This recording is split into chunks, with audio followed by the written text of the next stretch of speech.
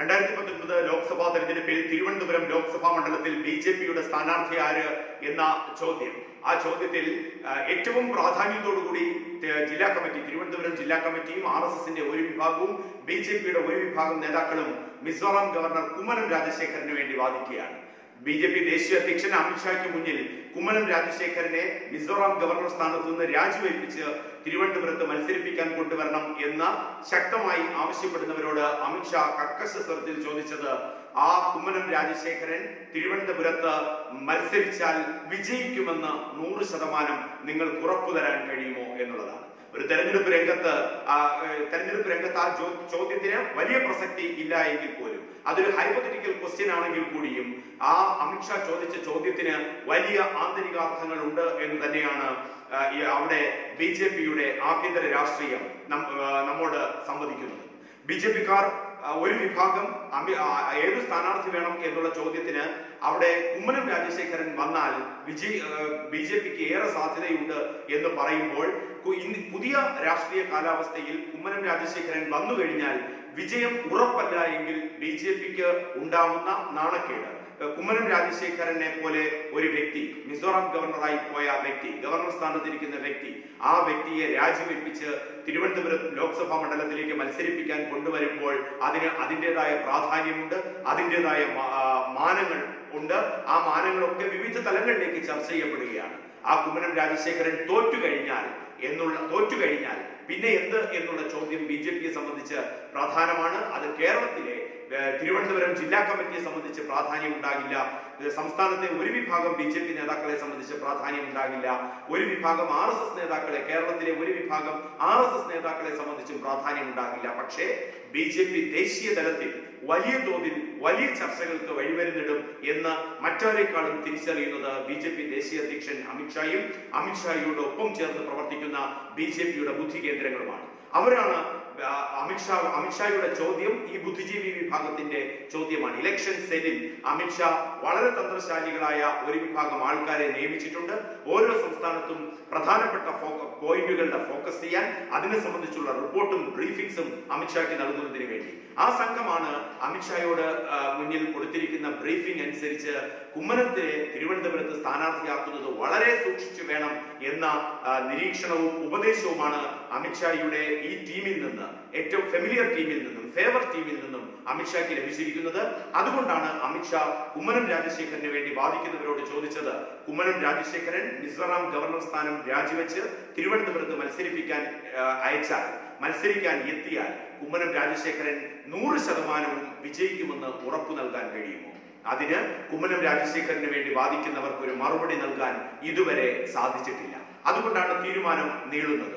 അവർ പറയുന്നത് അമിത്ഷായുടെ ചോദ്യം ഒരു ഹൈപ്പോത്തറ്റിക്കൽ ക്വസ്റ്റ്യൻ ആണ്, ഇലക്ഷനിൽ അങ്ങനെ പറയാൻ പറ്റില്ല എന്നുള്ളത്. പക്ഷേ അതിനും അപ്പുറത്തേക്കാണ് അമിത്ഷായുടെ ടീമും ഈ കാര്യങ്ങളുമായി ബന്ധപ്പെട്ട് മുന്നോട്ട് പോകുന്നത്. പ്രത്യേകിച്ചും CPIയുടെ C ദിവാകരനാണ് മണ്ഡലത്തിൽ മത്സരിക്കാൻ എത്തിയിരിക്കുന്നത്. C ദിവാകരനെ സംബന്ധിച്ചിടത്തോളം CPIയിലെ ഒരു വിഭാഗത്തിന് കണ്ണെടുത്താൽ കണ്ടുകൂടാത്ത നേതാവാണ് C ദിവാകരൻ. ആ C ദിവാകരൻ സംസ്ഥാന കമ്മിറ്റിയിൽ അടക്കം വലിയ തോതിൽ ഒറ്റപ്പെടുകയും അത് തിരുവനന്തപുരം ലോക്സഭാ മണ്ഡലത്തിലെ പേയ്മെന്റ് സീറ്റ് വിവാദത്തിൽപ്പെടുകയും ബെനറ്റ് എബ്രഹാമിൽ നിന്ന് ലക്ഷങ്ങൾ കോഴ വാങ്ങി CPIയുടെ സീറ്റ് ബെനറ്റിന് കൊടുത്തുവെന്നും ആ തരത്തിൽ വിവാദം നേരിടുകയും പാർട്ടി അന്വേഷണ കമ്മീഷനെ വയ്ക്കുകയും LDF അന്വേഷണ കമ്മീഷനെ വയ്ക്കുകയും ഈ രണ്ട് അന്വേഷണ സംവിധാനങ്ങളും കുറ്റക്കാരനായി കണ്ടെത്തുകയും അത് ഈ C ദിവാകരനാണ് കുറ്റക്കാരനെന്ന് കണ്ടെത്തുകയും പാർട്ടി നടപടി എടുക്കപ്പെടുകയും ചെയ്ത ആളാണ്. ഈ C ദിവാകരനെ CPMൽ ഒരു വിഭാഗത്തിന് കണ്ണെടുത്താൽ കണ്ടുകൂടാ, CPIയിൽ ഒരു വിഭാഗത്തിന് കണ്ണെടുത്താൽ കണ്ടുകൂടാ. അന്നത്തെ ആ വിഷയമൊക്കെ CPIയുടെ ആഭ്യന്തര രാഷ്ട്രീയത്തിൽ വലിയ തോതിൽ ചലനങ്ങൾ ഉണ്ടാക്കിയാണ്, അസ്വസ്ഥതകൾ ഉണ്ടാക്കിയതാണ്. ആ C ദിവാകരൻ MLA ആണ്, നെടുമങ്ങാട്ട് നിന്നുള്ള MLA ആണ്. C ദിവാകരൻ അവിടെ മത്സരിക്കാൻ വരുമ്പോൾ സ്വാഭാവികമായിട്ടും CPM അടിയൊഴുക്കുകൾ സൃഷ്ടിക്കും, CPM വോട്ടുകൾ അടിയൊഴുക്കുകൾ സൃഷ്ടിക്കും, CPIയിലെ ഒരു വിഭാഗം അടിയൊഴുക്കുകൾ സൃഷ്ടിക്കും. ജനതാദൾ ഡോക്ടർ നീൽ ലോഹിദാസ് മത്സരിക്കാൻ ആഗ്രഹിച്ച മണ്ഡലമാണ്, ജനതാദൾ മത്സരിക്കാൻ ആഗ്രഹിച്ച മണ്ഡലമാണ്. CPIയോട് അവർ സീറ്റ് ചോദിച്ചിരുന്നു, അതൊന്നും നൽകാതെയാണ് തിരുവനന്തപുരത്ത് മത്സരിക്കാൻ CPI ചർച്ചകൾക്ക് മുമ്പ് തന്നെ സ്ഥാനാർത്ഥി പ്രഖ്യാപനവുമായി വന്നത്. ഇതൊക്കെ കേരളത്തിലെ BJP ഒരു വിഭാഗവും RSSന്റെ ഒരു വിഭാഗവും BJP തിരുവനന്തപുരം ജില്ലാ കമ്മിറ്റിയും ഒന്നും ഇത്തരം ഗഹനമായി കാര്യങ്ങൾ നിരീക്ഷിക്കുന്നില്ല എങ്കിൽ കൂടിയും അമിത്ഷാ ടീം ഇതൊക്കെ ഗഹനമായി നിരീക്ഷിക്കുന്നുണ്ടെന്നാണ്. സ്വാഭാവികമായും ഈ എതിർ ഗ്രൂപ്പുകളുടെ വോട്ട് തിരുവനന്തപുരത്ത് ഇക്കുറി മറിയാനുള്ള സാധ്യത ഏറെയാണ്. അടിയൊഴുക്കുകൾ ഏറെ സാധ്യതയാണെന്നാണ് അമിത്ഷാ ടീം വിലയിരുത്തുന്നത്. അങ്ങനെ വരികയാണെങ്കിൽ സ്വാഭാവികമായും ആ വോട്ട് മറിഞ്ഞു മാറുക ഡോക്ടർ ശശി തരൂരിനായിരിക്കും, UDF ആയിരിക്കും. കഴിഞ്ഞ തവണ 2014 ഇതേ സാഹചര്യം ഉണ്ടായി എന്നാണ് ദേശീയ നേതൃത്വം വിലയിരുത്തുന്നത്. അവസാന നിമിഷം വോട്ട് പാറ്റേൺ മുന്നോട്ട് പോകുമ്പോൾ അത് O രാജഗോപാലിന് അനുകൂലമായിട്ടാണ് തിരുവനന്തപുരം ലോക്സഭാ മണ്ഡലം എന്ന് ചിന്തിക്കുന്ന ഘട്ടത്തിൽ തീരദേശ മേഖലകളിലെ നിയമസഭാ മണ്ഡലങ്ങളിലേക്ക് അവസാന നിമിഷം വോട്ടെടുപ്പ് അവസാന ഘട്ടത്തിലോട് അടുക്കുമ്പോൾ വോട്ടുകൾ മറിച്ചു എന്ന് BJP ദേശീയ നേതൃത്വം വളരെ കൃത്യമായി വിലയിരുത്തുകയും പഠിച്ചെടുക്കുകയും ചെയ്തിട്ടുണ്ട്. ആ പഠനമൊന്നും BJP സംസ്ഥാന നേതൃത്വത്തിലെ ഒരു വിഭാഗം അറിഞ്ഞിട്ടുമില്ല. BJP തിരുവനന്തപുരം ജില്ലാ കമ്മിറ്റി ഇതിനെക്കുറിച്ചിട്ട് ബോധവുമല്ല.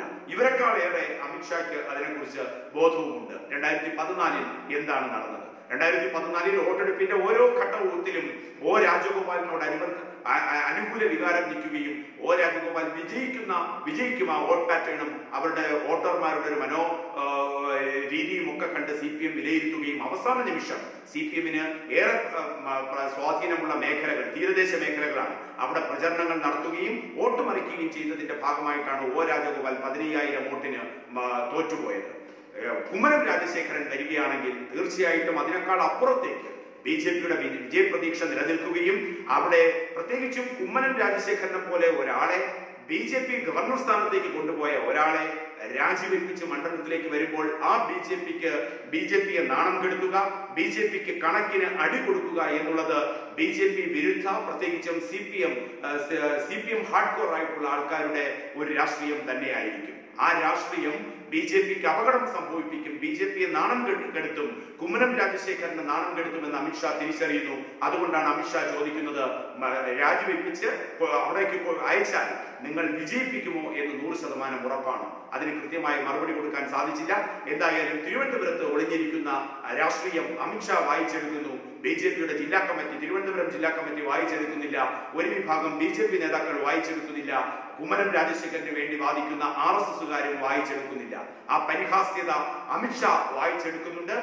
BJPയുടെ ഒരു ഗവർണർ സ്ഥാനത്തേക്ക് കൊണ്ടുപോയ ഒരു വ്യക്തിയെ രാജിവെപ്പിച്ച് ഒരു മണ്ഡലത്തിലേക്ക് മത്സരിപ്പിക്കാൻ ഇറക്കുകയും പകപോക്കലിന്റെ ഭാഗമായി CPMകാരും CPIയിലെ ഒരു വിഭാഗവും ജനതാദളും മറ്റ് ഇടത് വിരുദ്ധ ചേരി, അതായത് നിലവിലെ ഇടതുപക്ഷ രാഷ്ട്രീയത്തോട് സമരസപ്പെട്ടു പോകാൻ കഴിയാത്ത കുറെ നെഗറ്റീവ് വോട്ട്സ് ഉണ്ട്. ആ വോട്ടുകളും CPMന് BJPയോട് കണക്ക് തീർക്കണം, BJPയെ നാണം കെടുത്തണമെന്ന് ഉറച്ചു വിശ്വസിച്ചുകൊണ്ട് സംഘടനാ രീതിയിലും വോട്ട് മറിച്ചാൽ CPMന് കൂറ് കാണിക്കേണ്ട കാര്യമില്ല.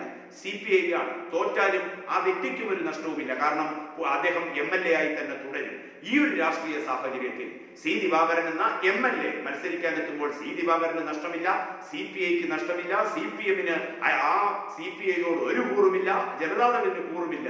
ഈ രാഷ്ട്രീയം ഒക്കെ ചേർന്നുകൊണ്ട് സ്വാഭാവികമായും BJPയെ നാണം കെടുത്തണമെന്നും BJP കൊണ്ടുവരുന്ന ഒരു വലിയ ഇമാജിനറി കാൻഡിഡേറ്റ്, ഒരു വലിയ ഹൈലൈറ്റഡ് കാൻഡിഡേറ്റ് ഗവർണർ സ്ഥാനത്ത് നിന്ന് രാജിവെച്ച് വരികയാണ്. ആ സ്ഥാനാർത്ഥിയെ തോൽപ്പിച്ച് തുന്നം പാടിപ്പിച്ച് പ്രചരണമാക്കുകയും BJPയുടെ ആത്മവിശ്വാസം കെടുത്തുകയും ചെയ്യുന്ന തന്ത്രം CPM ആവിഷ്കരിക്കുന്നുവെന്ന് ആദ്യം തിരിച്ചറിയുകയാണ് അമിത്ഷാ.